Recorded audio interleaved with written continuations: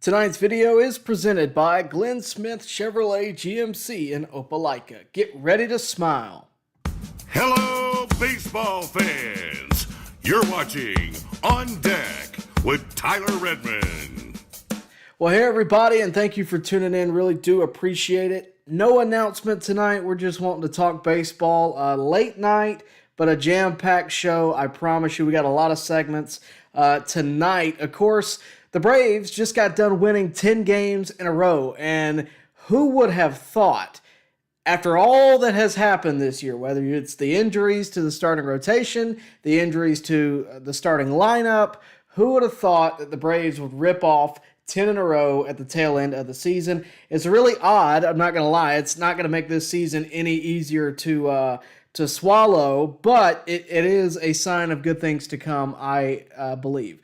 I do want to talk about a few things tonight, namely being the announcements that we've gotten in the past few days. Ozzie Albies is out for the remainder of the season. We're going to talk about just what that means for the future coming up. We're going to talk about Charlie Morton, set to retire, but he's set to retire in an Atlanta Braves cap. So pretty cool there. We're going to talk all about that. We're going to talk about the 10 straight games and what that could mean for 2026. Speaking of 2026, what are the things to look forward to? What's going to be different about next season as opposed to this season? And one of those, the biggest points of conversation, is Ha Seong Kim. What is he going to be? Where is he going to be? Will he be with Atlanta? Should he be with Atlanta? We're going to talk about all of that coming up. We're also going to talk about another guy that there's a question of whether or not he will return to Atlanta next year. That is, of course, the manager, Brian Snitker. I'll give you my thoughts on that and just where I think things are headed in 2026. Also, where do I think Major League Baseball as a whole is going in 2026 with the whole ABS technology now officially coming to baseball. We will talk about that as well. I also, before we do get started, I wanted to mention some things that are coming. I have been asked repeatedly for a studio tour, and I've always said it's coming. I've always said it's going to happen. I can assure you this off season, I don't know when, I got to coordinate a camera guy to come in. That's not something I want to do single-handedly. I want to do that correctly. So we will get that done. And to be honest with you, the real reason we haven't done it before is because we didn't have a studio where it made sense to show every angle, right? And now we've kind of gotten the studio to where that does make sense to do. So that is coming. It's coming soon, I hope in the next few weeks. It will be in the off season. I say the off season. It will probably be during the playoffs.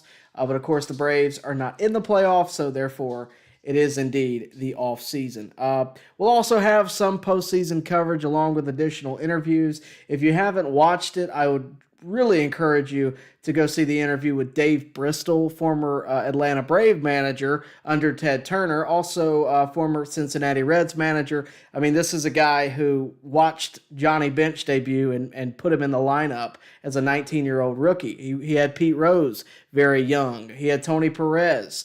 And so many others, right? But he's also got great stories in a Braves uniform. He had a young Dale Murphy at one point. So a lot of great stories there and a ton of baseball knowledge. That video right now is on the channel, and I would really encourage you later on tonight. It's late. You need something to watch, a good interview to help, maybe get you in the right mind. Dave Bristol, I assure you, a lot of great stories. And I'll tell you this, he's 93 years old, still sharp as can be, and is pretty funny as well. So, like I said, a lot to talk about tonight. Without wasting any more time, let's get into it. And also, I would encourage you, if you have not already, like the stream. It helps us get it out to a broader audience. Of course, share this with your friends that may be up after watching that Braves game and watching them win 10 in a row. We really would appreciate it. Of course, subscribe if you have not already. So, let's talk about Ozzie Albies. Another fracture in the hand region. Of course, he's battled wrist injury, now hand injury. He's battled a hand injury before last year as well. He also is coming off a fractured big toe in 2024. So he's come off a lot of injuries. And really, before I say anything, I want to say this sucks. There's no way around it. It absolutely is the worst thing that could have happened at the tail end of the season, because Although we're thrilled that the Braves have won 10 in a row, these games, unfortunately, don't matter. They've been eliminated from postseason contention. This is playing for fun at this point, right? Or playing for player incentives. There's not a lot else that they're playing for. Ozzy Albies, I would say, is probably one of those cases where he is playing for something. He's playing to get that team option for next year and get another shot at proving himself off of those injuries. And unfortunately for him, that's not going to be the case, because for the next 4 games, the last 5 games of the season, he will not play and has not played, because he did indeed fracture his, and I might be mispronouncing this, his hamate bone, which I'll be honest with you, I didn't know where that was in the body. I'm not an anatomy major. It's somewhere right here in the hand. Okay, I don't know how it happened, but he has fractured that. He will miss the remainder of the season. The good news is, because the concern I should start with, the concern is, well, is he going to have a similar season to this year in 2026? And you have good reason to feel that way, because he was coming off of injuries, and this was in large part the reason he didn't start off the season the way he wanted to, or the way the Braves expected him to. He finished this year with the worst batting average of his career at 240. Before that, it was 2022, another year where he was battling some injuries. It was 247. So this is the worst of his career, nowhere near his career average in general. But the first half and the second half are two very different people. In the first half, he had a 220 average, so even worse than the 240. The second half, 272, so a 50-point difference there in the average total. So all things considered, I would say that is encouraging, right, to see that progression and to see him flip and become more along the lines of what we would expect. But the main reason this stinks is because of what I just said. The second half Ozzy Albies is the Ozzy Albies that we know. The first half was obviously an injury-ridden, trying to figure it out, and he seemed to figure it out. But now that we've talked about the injuries, we've talked about what it means for this season, should the Braves pick up his option? This has been a point contested by Braves media. I've seen Mark Bowman tweet earlier this season that he wouldn't pick up the option. I don't know if he's changed his mind on that. I don't want to put words in his mouth now. A lot has happened since then. This was around June or July, if I'm not mistaken. So a lot has happened, but he basically said that he wouldn't pick up the option. Now, I don't know if the Braves will or not. That is up in the air at the moment. So all I can say is, in my opinion, I think they should do it. And that is going off the numbers we have now, which is first and second half, and the progression we saw. I thought that prior to the injury. That said, the second half is encouraging. Continuity is important. The money also makes a lot of sense. Albies has a team option for $7 million, and you may be thinking, well, hey, that's kind of steep for what we're getting out of Ozzy Albies this year. I don't disagree, based on the performance we have seen this year. But if the Braves don't pick up the option, the buyout is $4 million. So let that sink in for a second. If you don't get him, you're out $4 million anyway. So you're basically paying the difference of $3 million, which is not that much. So the first question you have to ask yourself is there a better second baseman for the same price or less? Is there a better second baseman for $7 million on the free agency market or in a trade?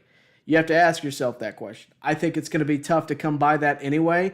The Ozzy Albies deal is a sweetheart of a deal. If you saw the deal he signed when he signed it, a lot of media out there was saying this was insane that this was even allowed. They felt that Ozzy Albies was getting, hosed in a lot of ways based on the deal and what the market price was at when he made it. I would say the second question is, can you find one better than Ozzy Albies for a better price at $3 million? Because that's the difference. With the buyout and the way this is set up, can you find one better than Ozzy Albies for $3 million?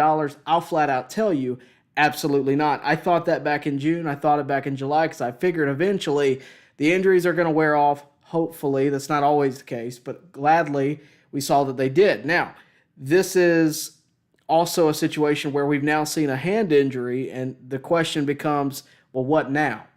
Well, the good news is Ozzy Albies is not missing near as much time as he did with the prior injuries. This is 5 games at the end of the season. He's got a whole off season to recover. I don't think it's as severe. Now, I don't know that he'll be around on opening day, but I would expect him to have some kind of spring training appearance and be around. This isn't a super debilitating injury. It's a tough one, don't get me wrong. It hurts, but I don't think it's a long-lasting, year-long, super-duper injury. I think it's a tough one. It's going to end this season. And if, to be honest with you, it could be precautionary because it is at the end of the year. They have been eliminated for postseason contention.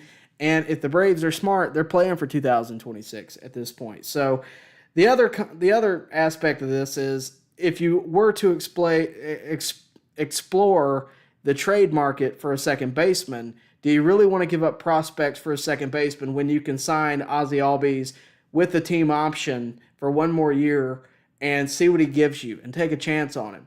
For Albies, he's on a contract year. He's going to be trying to prove himself left and right. So I have no doubt about that.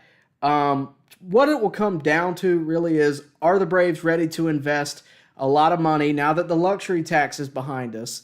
Are the Braves ready to invest in second base, or are they wanting to put money elsewhere? I would venture to say that they're probably going to put money elsewhere. We mentioned Ha Seong Kim early in the stream. I would say that if you're looking at a shortstop, it's going to cost some money, and Ha Seong Kim has earned it.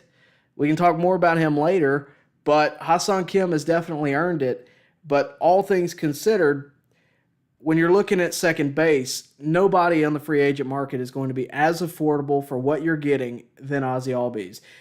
Free agents that are completely unattached this year: Luis Arias, Gleyber Torres, Luis Rengifo, Adam Frazier are kind of the big ones. There's some others, but they got team options and player options. Those are the 4 that are unattached going into this offseason.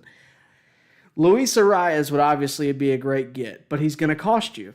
And he's probably going to have a lot of people talking to him. The good news with Albies is he's already in the door. I think Ozzy Albies is going to come back. I think it makes the most sense. And if Atlanta does spend money, it should be on either pitching or the shortstop position, right? The shortstop position has been a question mark to some degree for the past couple of years. Even when Orlando Arcia was at his best, it was a question mark, right? We knew the defense was there, the bat, here and there, and then the defense started going away too. They put Nick Allen there. Nick Allen plays Gold Glove defense, but he does not have a silver slugger. It is what it is. So if you want to get a shortstop, Ha Seong Kim seems to fit the bill, and I think he makes sense to bring back. I don't think, for the same reason that I think you should keep Ozzy Albies, I don't think you're going to be able to find somebody that is as cost effective that's going to give you the performance that he does. That's just my opinion. So the real question that we need to end this with is, what will Albies be in 2026? He's coming off injuries. That's a scary way to start the season. It was scary this year. We've seen how it resulted. Again, not as much time was missed, which is a plus. And again, it's a contract year. If anybody's going to be trying to play well, it's going to be a guy on a contract year. Not that that should make a difference, but it does in a lot of times. So that's kind of my take there. But all in all, I really think Ozzy Albies will be back. I'd be shocked if he wasn't, because it is so cost effective, and that's frankly how the Braves work. Now, in an alternative universe, if the Braves decide that money does not matter and luxury tax, now that that's behind us, we can spend money as we see fit, sure, go out and get somebody else. But I don't think that's going to happen. He's got too much time put in with the Braves. They know him. He works hard. They always talk about it. And they know that he's battled injuries. This is not Albies' fault that he has not played well. We know the sacrifices he has made. He's played hurt quite a bit. I just can't imagine the Braves moving on from him, especially considering that Albies tends to be pretty easy in negotiations as well. And not that they're negotiating this year, but if he does have a good year in 2026, wouldn't you want to have him back for 27 and beyond? That would be what I would say. So let me know what you think in the comments. I really would appreciate it. Let me know what you think about Ozzy Albies and whether or not he will return to the Braves in 2026. I personally believe it's pretty much set in stone. in my opinion, that he will. So let me know in the comments. Also, if you have not already, like the video and subscribe. We really would appreciate it. Get ready to smile because it's Truck Month at GLYNN Smith Chevrolet in Opelika. Take your pick of over 40 brand new Chevrolet Silverados, discounted up to $14,000 off while they last. New Chevy Equinox, the compact SUV featuring high-tech options, discounted up to $5,000 off. Enjoy no payments until summertime. Choose from over 500 new and used vehicles on the lot or on the way. GlynnSmith.com. Get ready to smile.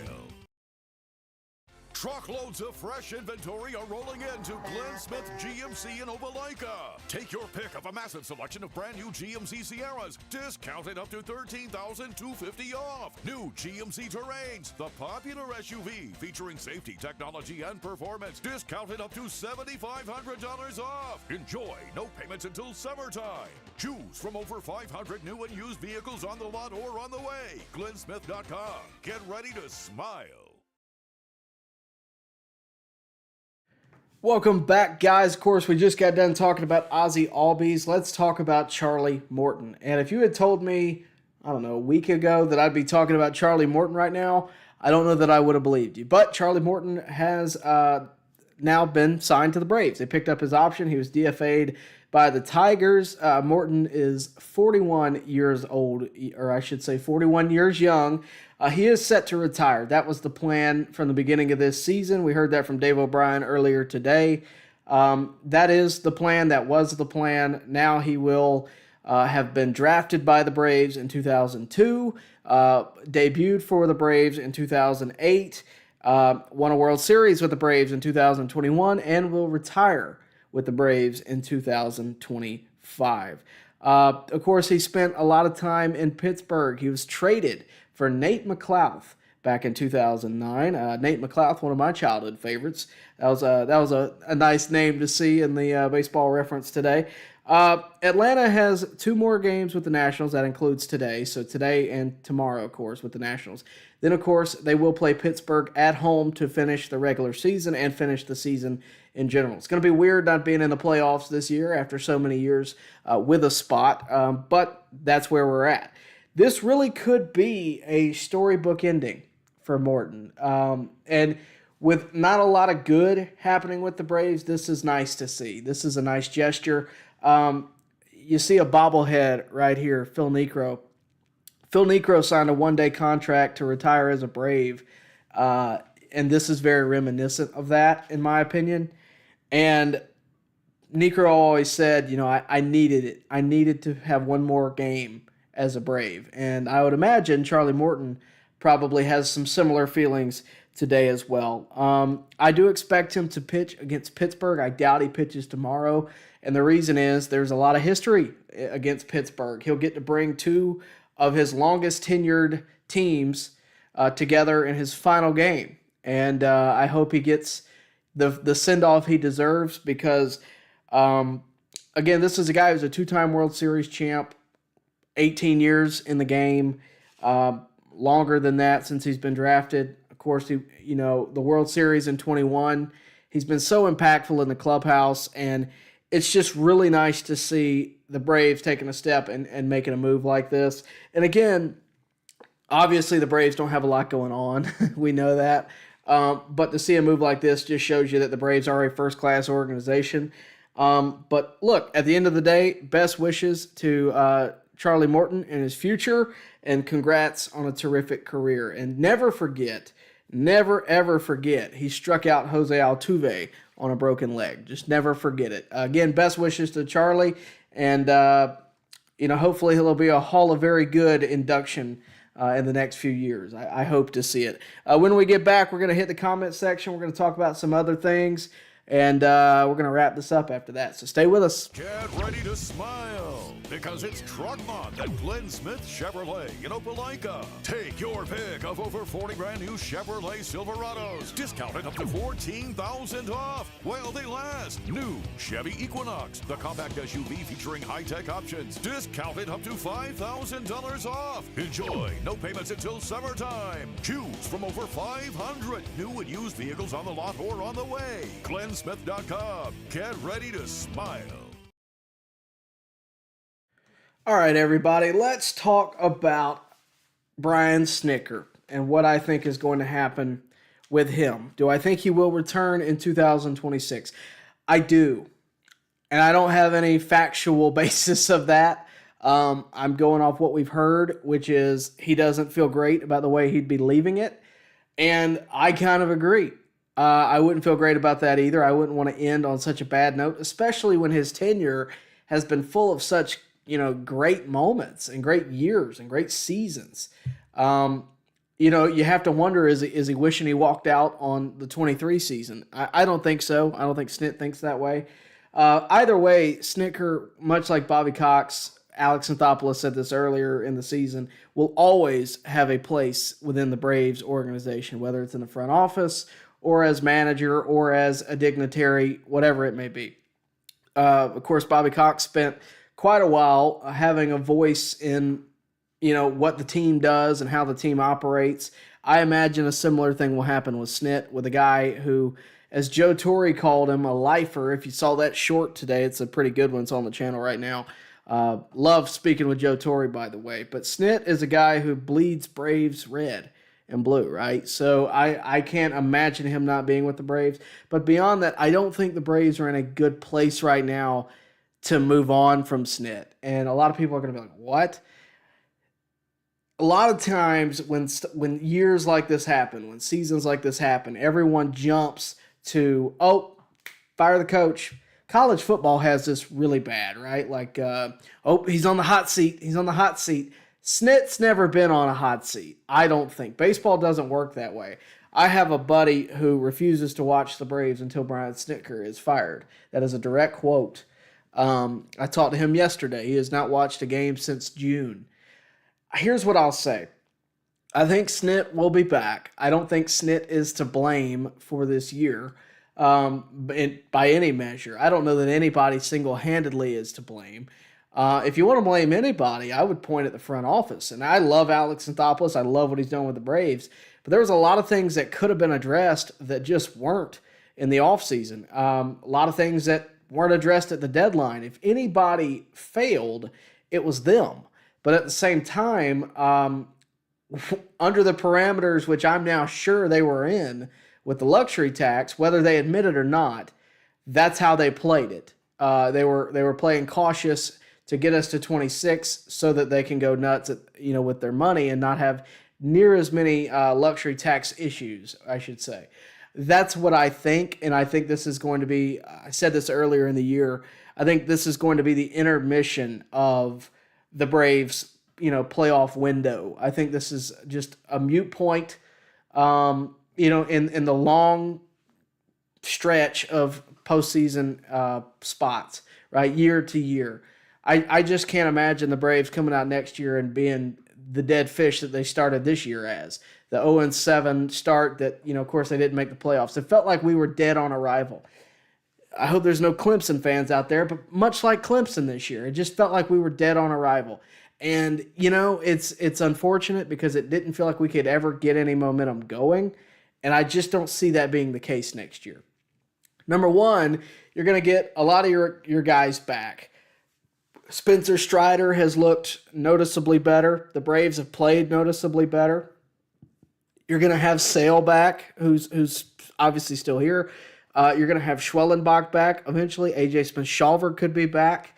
You're going to have a lot of guys returning that I think we've forgotten about. I mean, when was the last time we saw Reynaldo Lopez, right? We didn't have our starting rotation. Grant Holmes.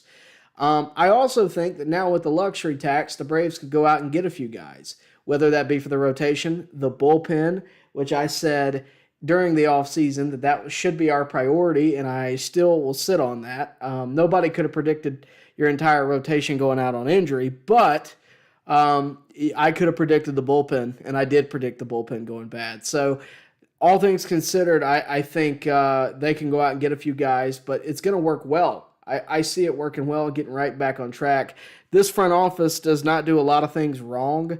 I don't know that they made any mistakes necessarily within the parameters that they had. I think this is, the cards you're given and the hand you're dealt. You got to make something of it. And obviously they couldn't get it done this year. But I ultimately think that 2026 is going to be a much better year, and I think it's going to be a much better year for Snitker to hang it up.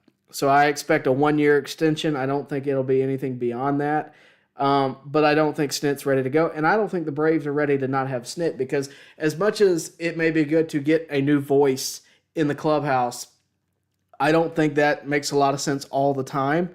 And I think at a time like this where there is so much uncertainty, having that continuity of Snit at the helm is a good thing. Even if it was somebody like Walt Weiss, I just don't think they're ready for that just yet. I think, 1 more year under Snit and get things right back where they're supposed to be will make his legacy a little better. Not that that matters, but I think it'll make his legacy a little better and leaving it on a good note. And it'll also make the team, maybe it'll make them rally around it, knowing that is Snit's last year. There's a lot of ways to look at that. But I just don't feel like Snit is done. I would just be surprised. If they had a great year, if they had won the division and had a similar year to even 2024, I think he might have walked out and felt like he accomplished everything that there is to accomplish as manager, and he still has. But I think leaving his team on a good note, or leaving it better than he found it, is his goal. And right now it's not better than he found it. That just is what it is. He found it as a dwindling team, and right now it's a dwindling team. And to get it back on that upward trajectory, I think would be enough to let him walk into the sunset and be proud of what he had left. All things considered, I think Snit is still going to be a Braves Hall of Famer. He's obviously won a World Series. He wins one more, you got to build a statue. So there, we'll have to see what happens. But all in all, I think Snit's going to be back in 2026. And I do think that Ha Seong Kim will return as well. I'd be very surprised if Ha Seong Kim did not get a call back, because I think he's going to be an affordable option. He's already in a Braves uniform. You might as well start the conversation.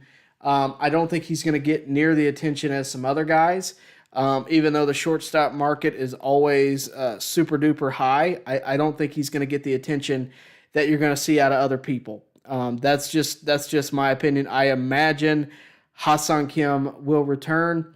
The last thing I wanted to talk about tonight, of course, this is going to be fun, the arrival of ABS. What do I think about it? I, historically speaking, am pretty hell-bent on being a traditionalist when it comes to baseball. I don't like a lot of change. I don't like automatic review. I certainly didn't in the early days of it. I've kind of come around. They've gotten a lot better at fine-tuning the calls. They've also gotten better at making that a speedy process. So I've come around on the replay situation. I still hate the runner on second. I hate the idea of a golden at-bat rule. I thought that was ridiculous and still do. I'm overall a traditionalist. That said, ABS is a system that we have seen implemented in the minors, and we've seen it implemented in other spaces where I got to tell you, I like it and I believe in it. I really do. It's a situation where I have seen games change dramatically because of one call. One called strike, one little thing. And if ABS can help correct it, I don't want robot umpires. I don't think that's going to be good for the game necessarily. But I do think a strike zone, especially to me, I'll be honest with you, I think calls on the base pass should be left to umpires. I think you need an umpire behind the plate to make certain calls. But a robotic strike zone, especially when you have guys throwing 103 on the paint, I think is a good thing. If you can perfect it, and I don't know that they can, this year will be that test. Because to me, if you can perfect a strike zone and you can make it consistent, why would you not want it exactly right? Football has cameras everywhere. They have the ability to review everything, unless your team is Auburn, apparently. That said, 9 times out of 10 in the NFL, the call is right. Sorry, my dog is biting my chair in here. Quit it. We got a new dog. His name is Champ. I do apologize. That all said, I think ABS could be a really good thing, and I think it will be. I'd be very surprised if it becomes something that fans just hate. I think it's gonna be quick. If you've never seen it, it's gonna be very quick. Like the moment, boom, on the board, strike, ball, whatever, move on. It's seamless. In the iterations I've seen it, I like it. I think it's going to be a great thing. And I think it is going to put us on the path to robotic umpires. And again, there's nothing wrong with standardizing the strike zone and making it the same for everybody and making the calls right. Because I have seen enough games with Angel Hernandez or CB Buckner behind the plate. I've seen enough of them to know that humans make mistakes. And it is what it is. They're going to continue to make mistakes on the base pass. The difference is you can't review a strike zone. And as a Braves guy, the Eric Gregg game was enough reason for me to believe in robotic umpires. And that is what it is. It's a long time since past. It was a different era. But in this era where everything is measured, we have umpire scorecards. That channel is going to take a hit if they ever go to robot umpires. But that we have umpire scorecards that we can see who the bad umpires are. And you got to think as a team, if you know that Angel Hernandez, not that he's even around anymore, but if you know that Angel Hernandez or someone with the with the resume of Angel Hernandez is umping your game, there's going to be some mixed feelings about it, to say the least. So all in all, I really like the idea of ABS. I think it's going to be a good thing, and I think it's going to be the start to standardizing with robot umpires, which again, as a traditionalist, when it comes to baseball, you would think I wouldn't like it. That is one exception that I think modernization is a good thing. I think they should take the runner off second in extra innings, though. I will stick by that. Jake Hobby says, if we only went 28-27 in one-run games instead of 21-35, we would be in a playoff spot. Yeah, I know. It is what it is. This season is over for the Braves. I'm going to watch the Morton game. I'm going to watch the last few games of the year. But then I'm going to flush it. I'm going to look forward to spring training. We're going to watch the postseason as if I'm just a baseball fan, which I am in general. So I'm going to enjoy the playoffs. I'm going to watch wrestling, and I'm going to watch football, and we're going to move on. But all things considered, this year has been... There's been some moments where it's like, oh, okay, well, that's nice. For me, having the minor league affiliate here, the Clingstones, has been a nice thing to have. And it's kind of helped me take my focus off the Braves and focus on what we have in the minors. And we do have some guys. I've seen some guys come through. Blake Burkhalter, Ian Mejia, who's a Southern League All-Star, actually as of today. There's a lot of guys. Lucas Braun was really good this year. I'm trying to think about who else. But obviously Didier Fuentes went straight from AA to the majors, and I know how that went. But all in all, for him to get that call, they see something in that guy. There's a lot of guys that could be influential in the next few years that came through Columbus this year, and I think we're going to progressively see that. And next year, we're expecting to see Owen Murphy. We're expecting to see Cam Caminiti. So the pitching is really good. The bats, all together, I don't think there's anything that's going to really make you go, ooh, tell me about that guy, right? But the pitching is something to look forward to, which after this year, anybody can help, so we'll have to see. Let's see. On the go with CeeLo, I appreciate you. I literally decided to go live earlier today, and I kind of told myself, you know what, we're not even going to say anything. We're going to just go live. It's been so long since I was going live, and I have a lot of reasons for it, but needless to say, we wanted to get on, we wanted to talk prior to the end of the season and kind of give a season close and just what I think about certain things. But I appreciate you, as always. And we will go live throughout the season, obviously, and throughout the, we're going to continue to do stuff. What I'm trying to do, I'm in the works at least, I'm trying to focus on interviews. The Dave Bristol interview, really, really good. Would encourage anybody, any Braves fan, any baseball fan, great stories. I mean, we're talking about a guy who was there when Bud Selig bought the Brewers, and saw how that went down. Really interesting story. The shorts are everywhere. But we're really trying to focus on getting those interviews, long form interviews. So if you're out there and you know somebody that you'd want to see interviewed, reach out to them. Tell them Tyler wants to talk to them and let them know. But we're in the process of talking to some guys and seeing what we can put together. But those have been really good for the channel, and we want to continue to do those. So if you're out there and you'd like to do an interview, and you played Major League Baseball, or you coach Major League Baseball, or you work in Major League Baseball, or your name is Chipper Jones, or anybody like that, let me know. I'd love to talk to you. But no, all in all, I think this year has not been a lot of fun. I think we can all kind of say that. And look, we have been spoiled as Braves fans over the years. There's no arguing that. We have been absolutely spoiled. I'm looking at 2021 World Series stuff around me, division champ stuff around me. We've been spoiled. There's no arguing that. This is how a lot of baseball fans feel every year. So all in all, I'm thankful that this feels weird. I'm thankful for that. But I don't want it to last beyond this year. I really think next year is going to be good. Sergeant Gibby says, this is going to guarantee Snit comes back next season. I was getting the champagne and we are the champions. Yeah, I know there's a contingency of people that want Snit gone, and I get it.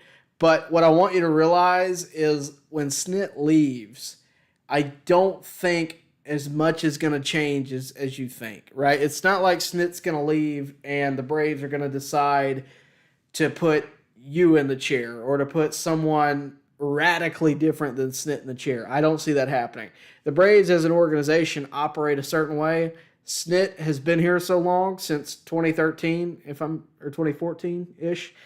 The reason he's been here for a decade plus is because he operates within the organization correctly and well, and he does what the front office wants.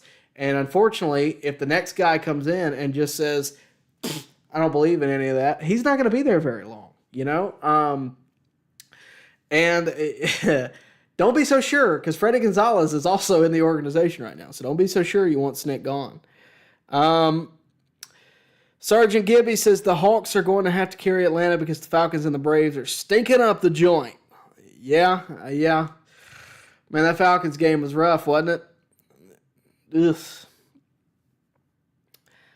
Yasuke.